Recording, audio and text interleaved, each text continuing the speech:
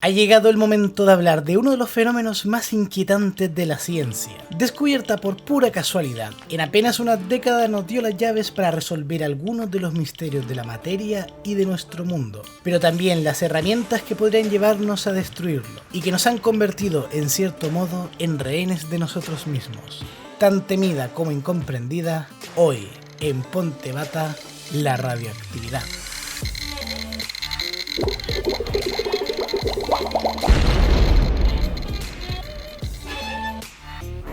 Siempre me ha sorprendido una cosa. ¿Cómo fue posible que un fenómeno que ocurre continuamente y en todos lados pasara desapercibido durante gran parte de nuestra historia? Primero con la alquimia y luego con la ciencia. La humanidad estuvo siglos enteros buscando respuestas al mundo que nos rodeaba y nadie se dio cuenta. Todavía no había nacido uno de los inventos más revolucionarios de la historia: el tubo de rayos catódicos. Ya vimos en el vídeo del plasma este gran invento. Uniendo vacío y electricidad, se había conseguido que el gas dentro de un tubo se comportara de forma extraña, formando unos misteriosos rayos. Los rayos conducían bien la electricidad, eran capaces de mover aspas y hacían brillar algunas sustancias. Fue este brillo el que llamó la atención a nuestro primer protagonista, el físico y químico francés Henri Becquerel. En 1896, Henri estaba a punto de hacer uno de esos experimentos que cambiarían la historia. Solo unos meses antes había conocido en un congreso al físico alemán Wilhelm Röntgen, quien le enseñó una foto que le dejó con la boca abierta. Una foto de la mano de su esposa Anna Röntgen. Esta foto, la primera radiografía de la historia. Röntgen había descubierto unos misteriosos rayos invisibles que salían del tubo de rayos catódicos. Estos rayos incógnita o rayos X además podían velar el papel fotográfico y eran los responsables del característico brillo verde en los tubos. Cuando Becquerel oyó esto, tuvo una revelación. Llevaba un tiempo obsesionado con un grupo de minerales que brillaban con un color verde al ser expuestos al sol o a la luz ultravioleta. Si los rayos X eran los responsables del brillo verde en los tubos catódicos, tal vez la luz verde en estos minerales tuviera que ver con ellos. Tal vez en este brillo hipnótico se encontraba el secreto para producir rayos X usando únicamente la luz del sol. Gracias a la foto de Röntgen, Becquerel sabía que los rayos X eran capaces de velar el papel fotográfico. Por eso, decidió exponer al sol en su famoso experimento todos los minerales que desprendían ese verde. Y luego, para que solo se velaran aquellos que emitieran rayos X, los envolvió primero con una capa de papel negro y luego con otra de papel fotográfico. Hecho esto, los guardó todos en un cajón oscuro y esperó varios días. He querido repetir este experimento para ustedes, así que he puesto un paquete de fotos instantáneas al lado de uno de los minerales que usó Becquerel. Una semana después. Al igual que él, lo he dejado durante una semana entera al lado del mineral, antes de llevarlo a una tienda de fotografía para que lo revelaran, tapando el objetivo de la cámara. El encargado reconoció que era una de las peticiones más raras que había recibido nunca. Una foto normal, hecha con un paquete normal, totalmente a oscuras, tendría este aspecto. Lo mismo le pasó a Becquerel con los minerales que probó. Pura oscuridad. Nada. Con todos, menos con los minerales de un elemento en concreto, el uranio. Esta es la imagen original de Becquerel y estas son las mías. Los minerales de uranio emitían algo que marcaba el papel fotográfico. En mi caso incluso se podía vislumbrar la silueta del mineral. Es increíble, se puede ver claramente qué foto del papel estuvo más cerca del mineral.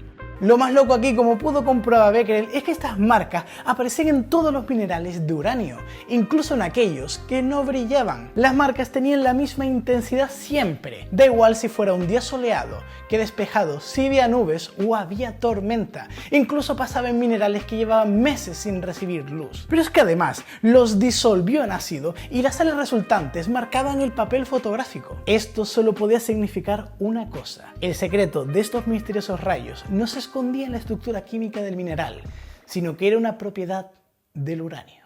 Becquerel se dio cuenta de que los rayos de uranio hacían que el aire condujera mejor la electricidad. Me explico. El aire es un mal conductor de la electricidad. Incluso en montajes como este, donde hay una diferencia de miles de voltios, es capaz de aislar lo suficiente para impedir que se forme una chispa. Pero todo cambiaba cuando se acercaba algo de uranio. El aire de repente se volvía un buen conductor. De alguna forma parecía que este elemento estaba emitiendo energía de forma incesante e ilimitada.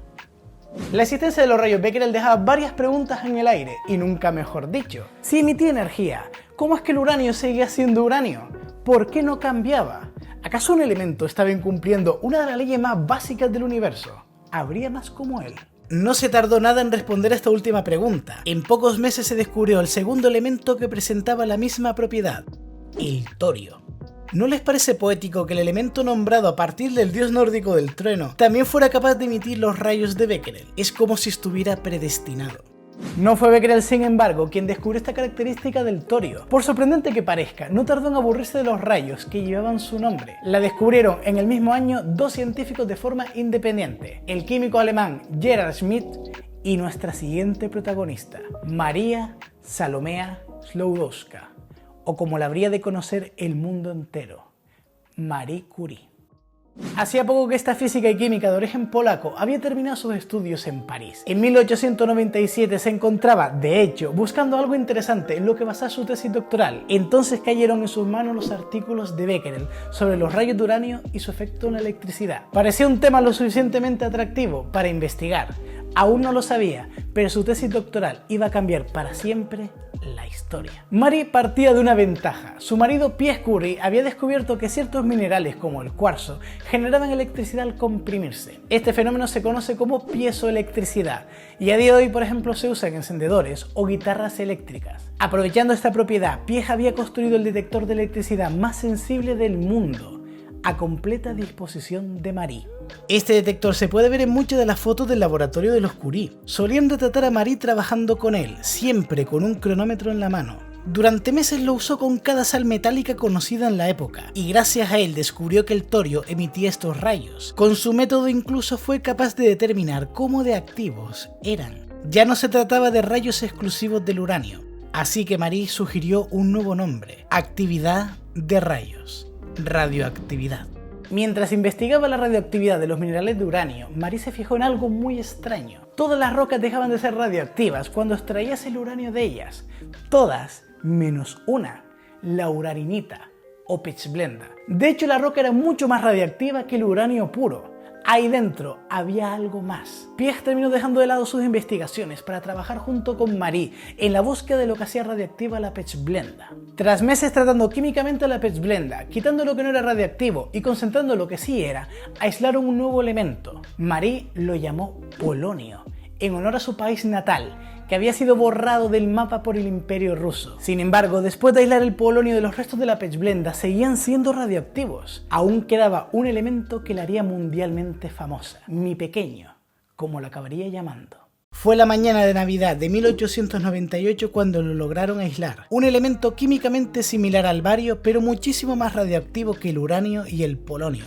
Tan radioactivo que recibiría su nombre por esta propiedad: el radio.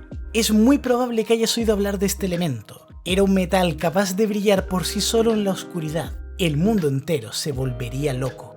En junio de 1903, Marie Curie defendió su tesis, titulada Sustancias radioactivas. En palabras del comité que la examinó, se trataba de la mayor contribución científica jamás hecha en una tesis doctoral. Marie Curie se convertiría en la primera mujer en recibir un doctorado en Francia, y meses después la primera en recibir un premio Nobel, que compartiría con su marido Pierre y con Henri Becquerel. Ya veremos con más detalle la historia del radio en un próximo vídeo de la serie Elemental. Estamos gestionando una visita al laboratorio donde se descubrió. Lo importante ahora es que los Curie habían descubierto un elemento increíblemente radioactivo. 1 gramo de radio era millones de veces más radioactivo que 1 gramo de uranio. El radio permitía estudiar la radioactividad como nunca antes había sido posible. Todos los científicos de Europa querían hacerse con un poquito de él, y uno de los afortunados en conseguirlo fue Ernest Rutherford. Aunque por qué motivo un físico de tan solo 28 años recibió de parte de Marie Curie una de las sustancias químicas más codiciadas del momento. Permíteme que te lo enseñe. Rutherford estaba estudiando cómo el uranio electrificaba el aire usando un aparato similar al de Marie Curie. Lamentablemente conseguir hoy uno de estos aparatos resulta imposible, ya que son piezas de museo, pero por suerte tengo aquí su evolución: el contador Geiger. Este aparato fue inventado precisamente por un ayudante de Rutherford, Hans Geiger, y permite medir la radioactividad de un objeto. Dentro hay un tubo con un poco de neón. Cada vez que se oye este sonido, significa que la conductividad del neón ha cambiado debido al paso de la radiación. Este contador Geiger en concreto me lo ha cedido la gente de GQ Electronics, que en mi opinión vende los mejores contadores en relación calidad-precio. Les dejo un enlace en la descripción para conseguir este u otros modelos. En el verano de 1898, Ernest Rutherford se encontraba midiendo la radioactividad del uranio cuando se dio cuenta de lo siguiente. Al poner algo entre el contador y la roca, la intensidad de la radiación disminuía considerablemente. Parecía que la mayoría de la radiación quedaba bloqueada con solo poner una lámina de oro muy fina o un poco de papel. Si ponías muchas hojas de papel o una libreta, la intensidad bajaba, pero llegaba a un punto en que se mantenía. Probó entonces con láminas de aluminio y la intensidad volvió a bajar de nuevo. Solo usando plomo podía devolver el contador a sus niveles normales. Con este sencillo experimento, Rutherford había descubierto que la radioactividad estaba compuesta de al menos dos tipos diferentes de radiaciones. Una con muy poca penetración, incapaz de atravesar el papel o la piel humana, a la que llamó alfa. Y otra con más penetración, pero incapaz de atravesar metales como el aluminio o el oro, a la que denominó beta. Rutherford dejó abierta la posibilidad de que existiera alguna más, que simplemente se escapaba a la sensibilidad de su contador. 2 años más tarde se descubriría una tercera emisión, mucho más penetrante, capaz de atravesar metales densos como el plomo, pero bastante débil en comparación a las demás. Recibiría el nombre de gamma. Parémonos un momento, por favor. Quiero que sean conscientes de cómo en poco más de 5 años, unas manchas curiosas en papel fotográfico habían dado pie a una serie tras otra de descubrimientos que van a cambiar como nunca antes la forma que teníamos de entender la materia y el universo. La ciencia entera estaba a punto de cambiar. La lista de elementos radioactivos conocidos aumentaba vertiginosamente. A lo ya descubierto se sumaba el actinio y el radón. Este último era un gas que parecía emanar del propio radio y que solo emitía radiación alfa. ¿Qué es lo que estaba pasando aquí? ¿Qué ocurría en el interior de estos elementos para que fueran capaces no solo de electrificar el aire o de brillar en la oscuridad, sino hasta de escupir nuevos elementos químicos? Rutherford se obsesionó con esta pregunta. Años antes, su maestro Joseph Thomson había descubierto la primera partícula subatómica, el electrón o corpúsculo, como él lo llamó inicialmente. Rutherford sospechaba que sus radiaciones alfa y beta podrían ser también pequeñas partículas del interior del átomo. Con el regalo de Curie, era el hombre adecuado en el momento adecuado. Lo primero que hizo con el radio fue someterlo a un potente campo eléctrico. Observó que la radiación beta salía volando rápidamente al polo positivo, mientras que las alfas se inclinaban un poco al negativo. Las gammas continuaban sin inmutarse, se comportaban igual que los rayos X, como si fueran fenómenos similares. Alfa y beta tenían que ser partículas con diferente masa y carga eléctrica, unas muy grandes, con un peso de 4 unidades atómicas, con carga positiva y de origen desconocido. Las otras pequeñas, 8000 veces más ligeras y con carga negativa. Sabiendo masa y carga, pronto descubrimos que estas últimas eran los recién descubiertos electrones. Las alfas, en cambio, aún seguirían siendo un misterio. Todos los elementos radioactivos emitían continuamente partículas a grandes velocidades, como si fueran fuegos artificiales. Admito que puede parecer una locura. Esta roca ahora mismo está emitiendo sin parar materia a alta velocidad, de forma invisible, silenciosa y sin ser sentida. Aunque no siempre es así. Para este vídeo hemos construido algo que permite ver este espectáculo de partículas, un invento que daría un premio Nobel a su creador, conocido como la cámara de niebla. Durante las últimas semanas, Pepe y yo hemos trabajado para convertir una pecera en un detector de partículas. Ha sido un proyecto muy bonito y el principal motivo por el que este vídeo ha tardado tanto. Todo el proceso de construcción está grabado y el vídeo estará disponible próximamente para los Patreon y miembros del canal, como agradecimiento por todo el apoyo que nos están dando. Muchas gracias a toda esta gentecita. Pero si veo que mucha gente me lo pide en los comentarios, me plantearé hacer un tutorial sobre cómo fabricarla. El funcionamiento de este artilugio de premio Nobel es bastante sencillo. La pecera tiene dos lados, uno caliente y otro muy frío, a 30 grados bajo cero. Nosotros hemos conseguido esta temperatura usando hielo seco. En el lado caliente hemos puesto un paño empapado en alcohol isopropílico. Poco a poco los vapores de este alcohol irán enfriándose y cayendo. La zona fría está iluminada y se encuentra saturadísima de estos vapores fríos, que a la mínima perturbación condensarán formando una pequeña nube. Esa perturbación puede ser un movimiento, un cambio brusco de temperatura o una partícula radiactiva. La cámara de niebla nos hizo visible al fin lo que durante miles de años estuvimos ignorando. Mira qué espectáculo, por favor. Nunca dirías que esta simple roca está emitiendo todas esas partículas. Ni Pep ni yo nos esperábamos que fuera a funcionar tan bien. Madre mía. Y este es el primer mineral que hemos puesto. Yo no me imaginaba ver nada así parecido, ¿eh? Mira, mira, mira, mira. ¡Fua! Dios. Es fantástico. ¡Ay, qué guay! Qué maravilla. Lo chulo de la cámara de niebla es que cada partícula tiene su propio trazo, pudiendo distinguirla fácilmente. Aunque la verdad es que con esta roca es complicado distinguir cualquier cosa, así que vamos a poner algo menos activo, como por ejemplo esta aguja de reloj pintada con radio. Ahora resulta mucho más sencillo. Nosotros además estamos aplicando un campo eléctrico a la placa metálica, para potenciar la visibilidad de según qué partículas.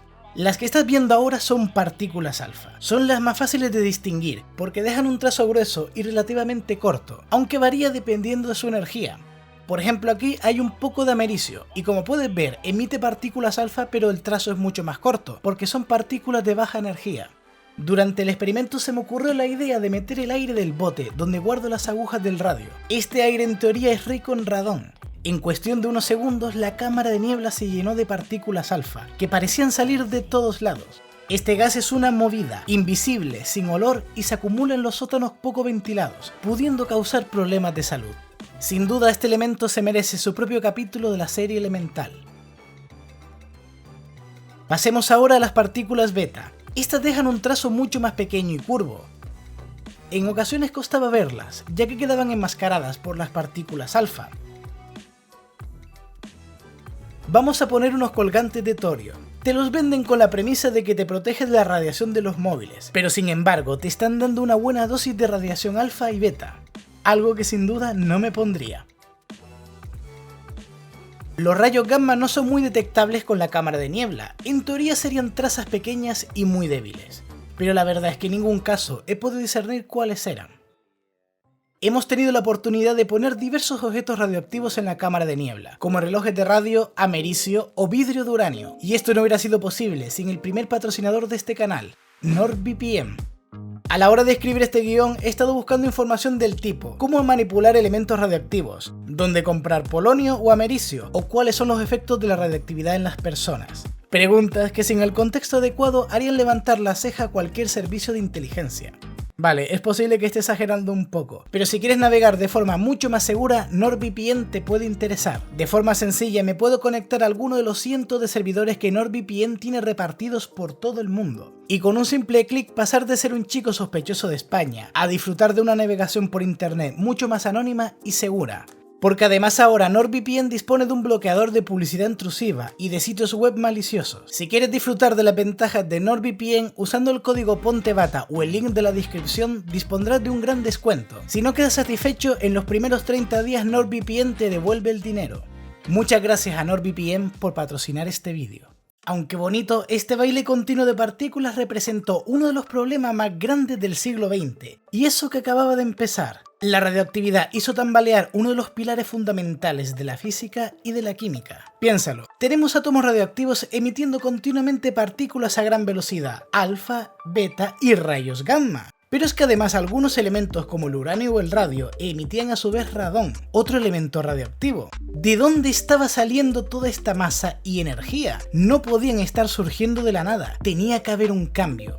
Para explicarlo, Ernest Rutherford y su discípulo Frederick Soddy resucitaron una idea que llevaba más de 300 años enterrada. No les quedó más remedio. Sus experimentos revelaron dos cosas. Por un lado, que todas las muestras de uranio, sin importar su tamaño o concentración, tardaban exactamente el mismo tiempo en reducir su actividad a la mitad. Un hecho que también les ocurría a los demás elementos radioactivos. Cada uno tenía un tiempo exacto en el que perdía la mitad de actividad. Este fenómeno, conocido como vida media, convertía los elementos radioactivos en perfectos cronómetros. Por otro, sus experimentos revelaron que la masa atómica del radón era de 222 unidades atómicas, solo 4 unidades más pequeña que la del radio. 4 unidades, sí, lo mismo que pesaba una partícula alfa.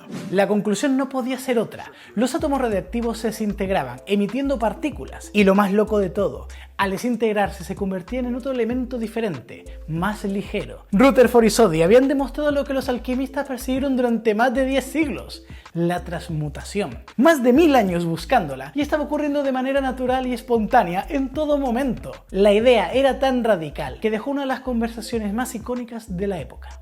Rutherford, esto es transmutación. Por Dios, Soddy, no lo llames transmutación. Nos cortarán la cabeza por alquimistas. En 1902 presentaron el artículo La causa y naturaleza de la radioactividad, donde hablaban de su teoría de la transformación o desintegración radioactiva. Con esta teoría, Rutherford y Soddy le estaban diciendo al mundo entero que el átomo, que literalmente significa indivisible, se podía romper. Los átomos radiactivos eran inestables y se desintegraban en átomos más pequeños, emitiendo radiación por el camino. Este proceso se repetía continuamente hasta que el elemento hijo se volvía estable. Podías trazar un árbol genealógico entero de un elemento, siguiendo todos los elementos en los que se había transformado. Esto se conoce como cadena de desintegración y junto con la vida media nos permitió calcular la edad de la Tierra de forma muy precisa, indicando que podría tener más de 2.200 millones de años. Hasta ese momento se pensaba que solo podía tener 100 millones de años. Era una teoría tan loca que al principio costó aceptarla, hasta el mismísimo Pierre Curie albergaba sus dudas, pero la prueba llegó en 1908, cuando Rutherford logró capturar partículas alfa y ver exactamente qué eran. Para ello, utilizó un aparato conocido como la trampa de Rutherford. De forma algo resumida, se trataba de un tubito de vidrio lleno de radón, con las paredes lo suficientemente finas para dejar escapar las partículas alfa. Este tubito se encontraba dentro de un tubo más grande, al vacío. Tras unos días, dentro de la trampa se había formado un gas. Al aplicar un campo eléctrico, el gas se convirtió en plasma. Plasma de un elemento del que Rutherford y Soddy llevaban un tiempo sospechando: el helio. Después de esto ya no quedaban dudas. El átomo se podía desintegrar. Gracias a los descubrimientos anteriores, Rutherford recibiría el Premio Nobel de Química de 1908 por sus investigaciones en la desintegración de los elementos y la química de las sustancias radiactivas. Con el dinero y los reconocimientos que obtuvo, fundó entonces uno de los grupos de investigación más fructíferos de la historia. Por los muros de este edificio de la Universidad de Manchester pasaron algunas de las mentes más brillantes de la época, grandes mentes trabajando con un mismo objetivo: usar la radioactividad para revelar los secretos del átomo y de la materia. Fue este grupo el que demostró que el átomo tenía un núcleo donde se encontraba casi toda su masa, dando origen a una nueva rama de la ciencia: la física nuclear. También fue aquí, en 1925, cuando Patrick Blackett consiguió transmutar artificialmente un átomo de nitrógeno en oxígeno, convirtiéndose así en el primer alquimista con éxito de la historia. En cuanto a Frederick Soddy, también recibiría su propio Premio Nobel de Química en 1921, al descubrir que había diferentes versiones de un mismo elemento. Dichas versiones, aunque químicamente iguales, pesaban diferentes y hasta podían ser radiactivas. Las llamó isótopos, del griego mismo lugar, ya que ocupaban el mismo hueco en la tabla periódica. En la actualidad se conocen más de 3.000 isótopos y solo 254 son estables. Si los pusiéramos todos en una tabla, tanto los que tardan menos de un segundo en desintegrarse como aquellos que son estables,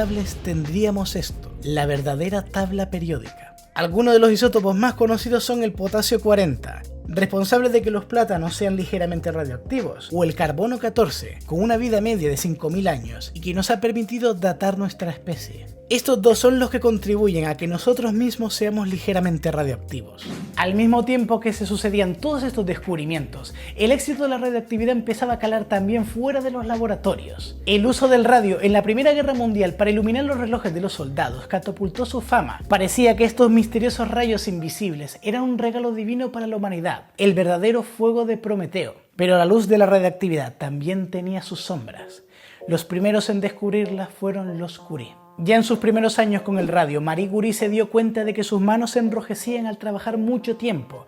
No se trataba de la típica irritación de laboratorio, siempre aparecían semanas más tarde y tardaban en curarse. El propio Pierre Curie presumía de una quemadura en el brazo, provocada por dejarse 1 gramo de bromuro de radio durante 10 horas. En esta época era habitual trabajar sin guantes, sin gafas y sin apenas preocupaciones por contaminarlo todo. Pero la cosa solo fue a peor con el tiempo. Marie empezó a tener abortos espontáneos. Pierre se encontraba cada vez más enfermo, con noches enteras en las que los fuertes dolores le impedían dormir. Pierre murió en un accidente de carruaje en 1906, por lo que nunca se llegó a relacionar su enfermedad con la radioactividad. El destino de Marie, en cambio, fue diferente.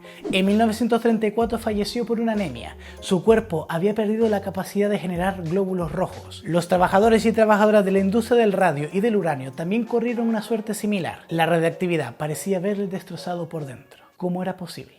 Esta foto puede darte una idea de lo que estaba ocurriendo. Se trata de una muestra de tejido pulmonar con una cantidad minúscula de plutonio en el centro. La estrella negra que ves es el rastro que las partículas alfa han dejado en el tejido. Cualquier célula que haya estado en su camino ha sido bombardeada. Las emisiones radioactivas tienen tanta energía que pueden arrancar electrones de moléculas estables, convirtiéndolas en iones. Por eso las llamamos radiaciones ionizantes. Dentro de una célula, estos iones pueden causar estragos, desde mal funcionamiento, que deriva en cáncer, hasta su muerte. Las partículas alfa son las que más poder ionizante tienen, pero debido a su gran tamaño son paradas enseguida por nuestra piel, impidiendo que causen daño. No suponen un problema, a no ser que entren en nuestro cuerpo. Las partículas beta tienen mucho menos poder ionizante y son enseguida detenidas por la propia ropa. Solo pueden penetrar un par de centímetros en la piel. En cuanto a daños a la salud, los rayos gamma son los más preocupantes. Aunque su poder de ionización es bajo, son capaces de atravesar fácilmente nuestro cuerpo y dejar su energía en nuestros órganos. Y seguro que te lo estás preguntando. A lo largo de este vídeo he visto varios minerales y fuentes radioactivas. ¿Tendríamos Pep y yo que preocuparnos por nuestra salud? Pues la verdad es que no. Estamos perfectamente. Las fuentes del vídeo no son muy activas y no representan un riesgo directo. Aún así, durante la grabación hemos seguido las 3 reglas de oro de la protección radiológica: tiempo, distancia y blindaje. Nunca estuvimos en contacto directo con la fuente durante mucho tiempo y siempre hemos mantenido la distancia durante la grabación y el transporte de los minerales. Por suerte, la intensidad de los rayos gamma se reduce considerablemente con la distancia. Para añadir una capa de seguridad extra, todas las cositas como los relojes las guardamos en una caja forrada en plomo. Como resultado, la cantidad de rayos gamma extra que recibimos durante el rodaje no superó la radiación ambiental de un día. Pero seamos realistas, aún sabiendo todo esto, es imposible no sentirse un poco incómodo al escuchar el clic del contador Geiger. El miedo a la radiactividad es algo muy presente en la sociedad, debido principalmente a las consecuencias de las pruebas nucleares de la Guerra Fría y de accidentes como el de Chernóbil o Fukushima. Parece que la radiactividad es intrínsecamente peligrosa y que por el bien de la humanidad deberíamos renunciar a ella. Pero lo cierto es que con el control y la seguridad adecuados se ha convertido en una herramienta indispensable en el mundo moderno. En minería, el uso de isótopos radioactivos nos permite conocer la densidad de la roca antes de perforarla, pudiendo localizar aquellas zonas más ricas en mineral con un simple escáner. La radiación beta y gamma se emplea desde hace décadas para esterilizar todo tipo de materiales, desde alimentos como carnes, frutas o especias, hasta medicamentos o instrumentos quirúrgicos. Bastan unos minutos sometidos a la radiación para eliminar todos los agentes patógenos, sin afectar a la calidad de los productos. Pero si me preguntas, uno de los mejores usos que le hemos dado a la radiactividad es como aliado en la batalla contra el cáncer. Ya los propios Curie se percataron de que la exposición al radio hacía encoger el tamaño de algunos tumores. Se les ocurrió que podían usar pequeñas varillas con sales de radio para tratar el cáncer, dando origen a la radioterapia interna o braquiterapia. Hoy en día, por supuesto, las varillas con radio ya no son la mejor opción. Una de las técnicas más novedosas es la terapia de microesferas radioactivas. Sí, como suena. Y resulta que uno de mis mejores amigos es doctor en el Hospital de Nuestra Señora de la Candelaria, en Tenerife, y trabaja aplicando esta técnica de esferas. Así que vamos a llamarle para que nos cuente un poco. Hombre, Jorge, hola, ¿qué tal? Hola, Itami, ¿cómo estás? Muy bien aquí, bienvenido a Reacción Explota, Jorge. Muchas gracias por la invitación. Esto es como cuando teníamos 15 años y me llevabas a tu laboratorio en tu casa. No digas eso, ¿no? Vamos a centrarnos en el tema, por favor, vamos a centrarnos en el tema. A ver, que me quede claro. Esferas sí, eso ya lo tenemos claro, esferas radioactivas. Pero, ¿de qué y a dónde? Pues son esferas de itrio.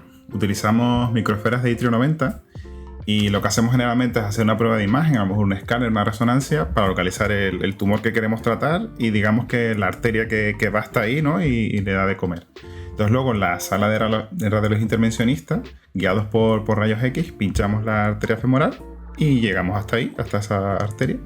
Y ahí es donde ponemos las microesferas de itrio. ¿Y se puede usar este tratamiento para cualquier tipo de cáncer? Bueno, realmente se reserva un poquito más para el hígado, porque el hígado es un poco peculiar y recibe sangre tanto de la vena porta, que le lleva la sangre que le llevan los nutrientes del intestino, como de la arteria hepática, como cualquier otro órgano. Entonces nosotros aprovechamos esto porque podemos dañar esa arteria, ¿no? Y ponerle las esferas de itrio y taparla, que vamos a conseguir matar el tumor, mientras que el hígado sano pues se sigue alimentando, ¿no? Por la sangre que le llega de la vena. O sea, como si fuera un bombardeo de radiación muy selectivo. Exacto, ¿no? Intentamos pues, ponerlo justo ahí y selectivo en el tumor. ¿Y por qué específicamente itrio 90? Bueno, pues el experto de los isótopos radioactivos eres tú, ¿no? Pero bueno, creo que antiguamente se utilizaron otras sustancias radiactivas para intentar tratar el cáncer, como fueron el zinc 63 y el oro 198. Pero entiendo que el itrio 90 se ha impuesto, pues por un lado porque tiene una vida media que permite hacer un tratamiento aceptable, me parece que es de unas 60 horas. Y además pues el proceso de fabricación pues es barato, que eso también es importante. A mí me consta que se producen los reactores nucleares y encima si dura 60 horas, en una semana aproximadamente el paciente está limpio de sustancias radiactivas, ¿no? Sí, efectivamente. Y esto seguro que se lo está pensando mucha gente. ¿No te da miedo estar trabajando con sustancias radiactivas en el quirófano? Bueno, en radiología intervencionista estamos muy acostumbrados a trabajar con la radiación, ¿no? Porque bastantes de las cosas que hacemos son guiadas por rayos X. Entonces trabajamos bastante protegidos. Tenemos pantallas, ¿no? de plomo, tenemos trajes también plomados, yo incluso llevo gafas también. Y con el itrio en concreto utilizamos una caja de metacrilato donde las esferas están dentro y la manejamos desde fuera, ¿no? Así que estamos bastante protegidos. Encima, cuando terminamos, viene el equipo de radiofísica del hospital y nos pasa los detectores por todo el cuerpo por si acaso haya habido alguna esfera que se haya quedado pues, en los guantes, en la ropa, lo que sea. Es todo bastante seguro. Y Jorge, ¿qué nos quedaría por mejorar? ¿Qué podemos esperar de esta técnica de aquí a unos 10 años? Pues ahí Tami, la verdad que todo esto avanza muy rápido, ¿no? Yo creo que este tipo de tumores hace unos años pues eran bastante difíciles de tratar, ¿no? Había pocas alternativas. Era una sentencia de muerte, ¿no? Dirías, y hoy en día son totalmente tratables. Sobre todo cuando estaban muy avanzados, ¿no? Cuando ya está extendido y no se pueden operar, ¿no? Que es la mejor alternativa siempre. Pues quedaba poco que hacer y ahora pues tenemos esta terapia. Y yo creo que perfeccionando la técnica y demostrando su eficacia, pues este uso selectivo de la radiactividad puede tener un papel en cánceres que hasta ahora pues son incurables, como es el caso de las metástasis. Pocos fenómenos de la ciencia han tenido un impacto tan grande en el desarrollo del conocimiento humano como la radioactividad. En poco más de un siglo nos ha revelado el secreto de los átomos, ayudado en la lucha contra el cáncer y hasta permitido la fotografía más lejana de nuestro mundo. Casi sin saberlo, la hemos incorporado en el imaginario de nuestra sociedad, como una de las pesadillas que podrían arrasar con todo lo que conocemos, pero también como una de las esperanzas para salvarnos del gran problema de este siglo. Con sus luces pero también con sus sombras, la radioactividad ha cambiado el mundo. Una fuerza de la naturaleza que en mi opinión se merece ser entendida y respetada, pero no temida. Como dijo la gran Marie Curie, no hay que temer nada en la vida, solo hay que entender. Ahora es el momento de entender más para poder temer menos.